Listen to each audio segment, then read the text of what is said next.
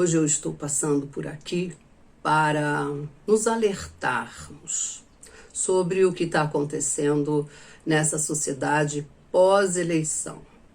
Nós estamos numa sociedade de massa conduzida, mas não conduzida para o bem, ou para o amor, ou para a prosperidade, ou para a esperança.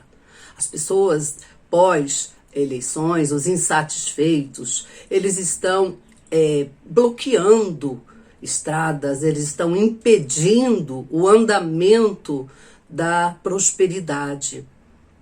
Ora, agora é hora de um novo governo. E ganhar ou perder também está dentro das regras do jogo. O que a política vem promovendo como saúde mental, física nas pessoas? As pessoas fazem acampamento sem água, sem luz, embaixo de chuva. Para quê? Para mostrar sua cidadania, seu patriotismo? Cuidar da própria saúde mental talvez seja melhor para você mostrar que é saudável, que a sua saúde física e a saúde mental está sendo bem cuidada, para você ser um cidadão do bem. Vamos pensar um pouco sobre as atitudes atuais. As pessoas estão insanas. A doença mental pós-pandemia, pós-eleições, vem aumentando, as pessoas adoentando-se. Vamos pensar, para que tudo isso? Se você quer longa vida, com saúde, com satisfação no viver, cuide-se. Não entre para ser mais um numa sociedade de massa, numa sociedade manipulada. Vamos cuidar das nossas emoções, das nossas atitudes. Vamos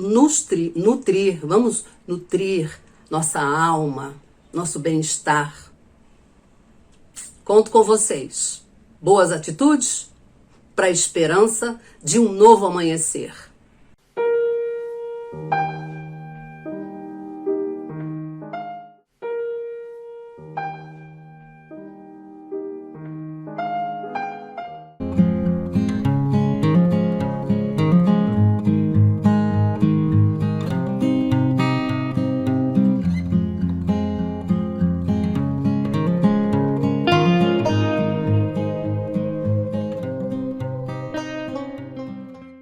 Não dance o tango da mentira e da morte, mas o da vida e da esperança.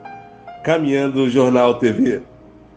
Uma revista digital política e cultural, com política, poesia, letras, dicas, música e muito mais.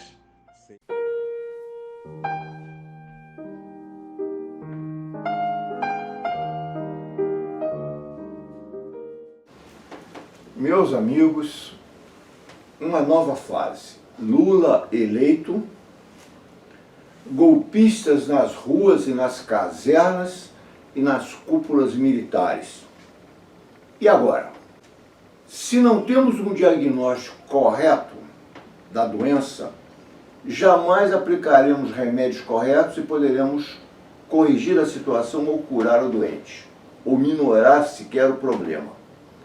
E o que ocorre no Brasil hoje é que temos, evidentemente, um povo já doente, agoniado, vindo da Covid, numa situação terrível, e, além disso, um país com instituições todas deterioradas, todo quebrado.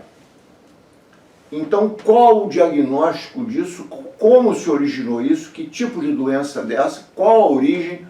Como podemos corrigir tais rumos? Que o Brasil atual é um caos, não insistiremos em comprovar. Temos centenas de dados mostrando esse caos por cima das mentiras, etc. E só fanáticos não aceitarão isso. O Estado funciona mal, o Legislativo corrompido, o Executivo, emendas secretas, barbaridades. A origem disso, que uma cúpula militar, Vilas Boas e outros, tiveram mais uma brilhante ideia de um projeto militar que interferisse nos rumos da nação brasileira. Segundo eles, bagunça, a esquerda, perigo comunista e uma série de baboseiras semelhantes. Que havia corrupção, havia e há maior ainda. Mas os problemas são naturais numa democracia e não vão ser resolvidos pela violência da espada. Tomou-se, essa cúpula militar tomou a direção do processo, ou tentou tomar, colocou o Bolsonaro à frente, fez campanha nos quartéis, uma série de irregularidades no estado de exceção. Bolsonaro acabou eleito, sabe-se lá como. Talvez até ele insista tanto nessas urnas fraudadas, o que não houve nessa eleição, porque ele saiba alguma coisa de urnas passadas da eleição dele. Chegamos a isso numa esdrúxula composição entre Bolsonaro, um militar deficiente, um modesto deputado, tratando de lobbies de interesse das forças militares, uma cúpula militar com uma estratégia, com uma visão distorcida de comunismo, de socialismo, completamente ultrapassada, e como sempre tomando as dores do Império Americano, o perigo comunista, etc., como desculpa. E levaram ao poder, ungido também por uma união através dos Bolsonaros com a extrema-direita americana, aquela que chega a Ku Klux Klan, Breitbart, Bannon e outros. E essa direita, Carvalho, na época, que já faleceu, e outros. E essa direita, somada a isso, mais uma grande quantidade de dinheiro, chegaram ao poder. Duas táticas, ambas com patrocínio do Bloco de Poder americano. Uma, Trump e outros apoiando Bolsonaro. E provavelmente financiando, dando a ele logística quanto às redes sociais e assim por diante. Contando também com Google, isso e aquilo. E aqui apoiando quem? Apostando suas fichas em Luiz Inácio Lula da Silva, o Biden. Tanto que teve aqui o chefe da CIA, dando palestras, etc, etc. Que é um esquema neoliberal que vem de mais de 50 anos, com Bolsonaro, com Lula, com Dilma, com Fernando Henrique, muitas vezes disfarçado, camuflado, mas é o mesmo. Porque o problema brasileiro não é Bolsonaro. O problema brasileiro, fundamentalmente, é o imperialismo, o velho imperialismo, o império do capital, com novas táticas, estrategistas de alto nível, que estão enrolando, engabelando, confundindo, desinformando o povo brasileiro.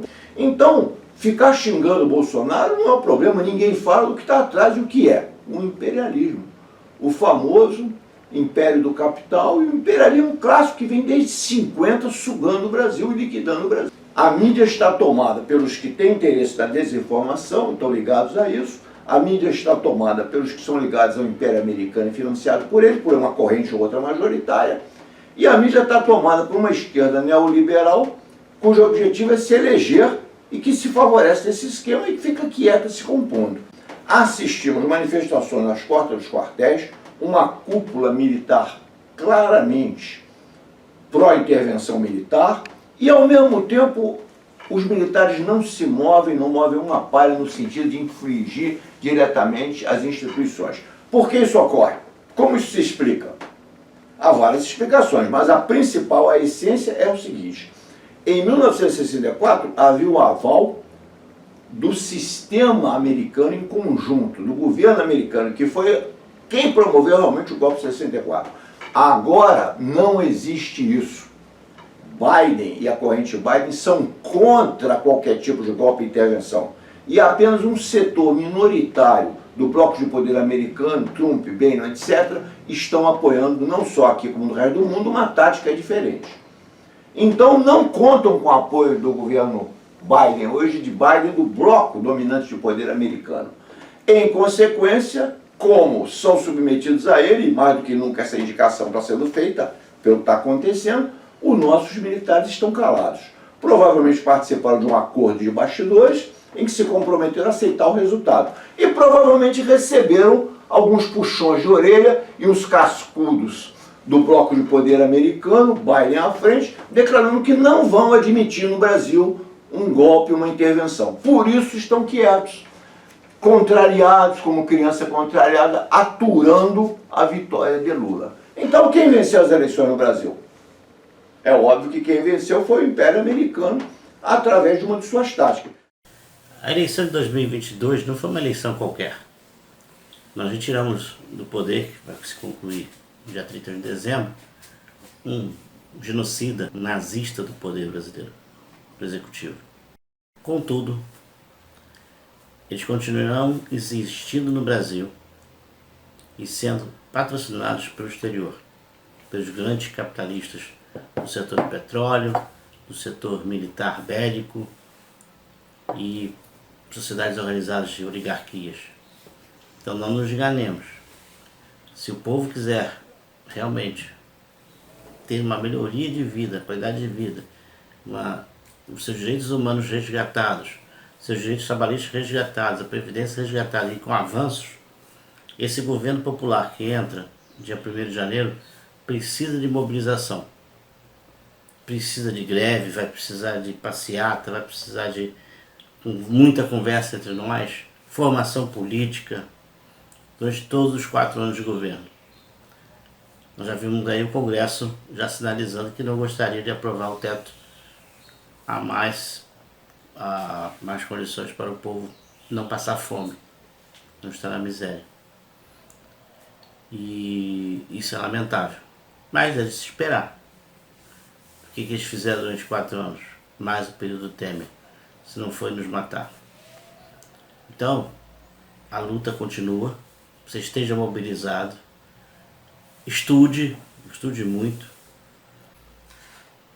seguimos lutando, porque esse é o único caminho.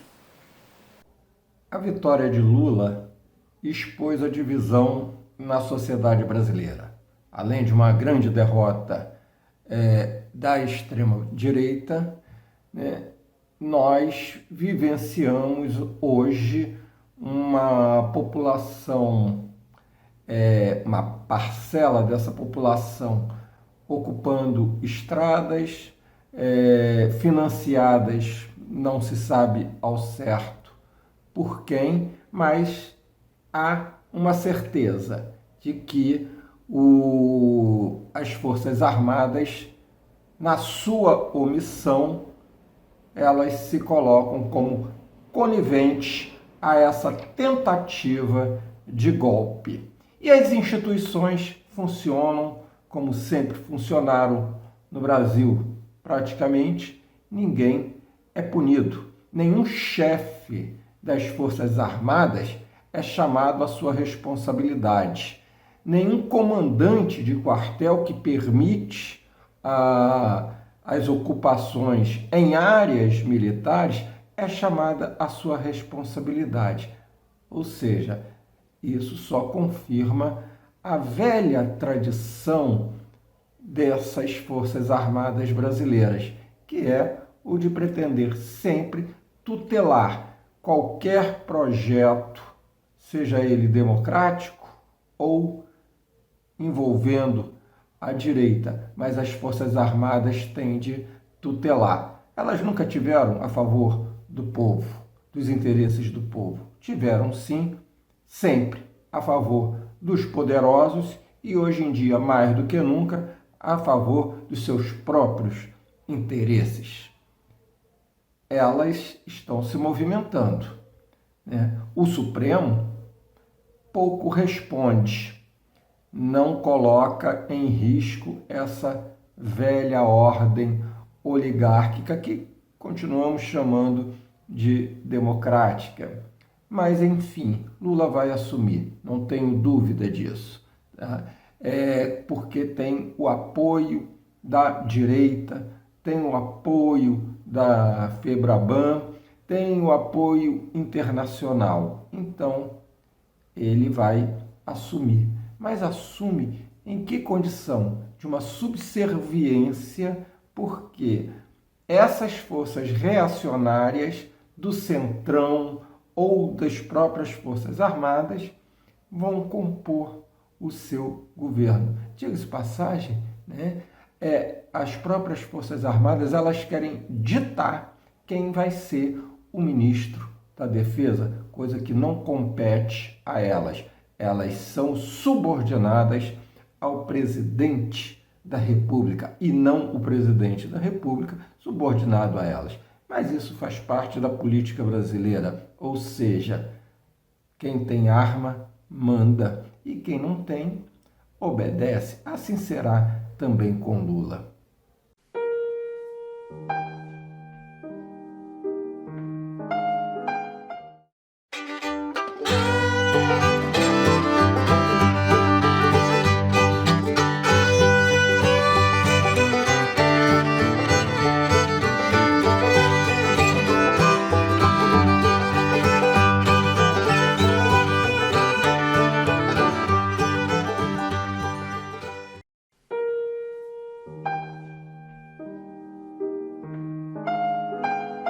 A 20ª Festa Literária Internacional de Paraty, a FLIP, iniciou-se em 24 de novembro de 2022 e se encerrará em 27 de novembro.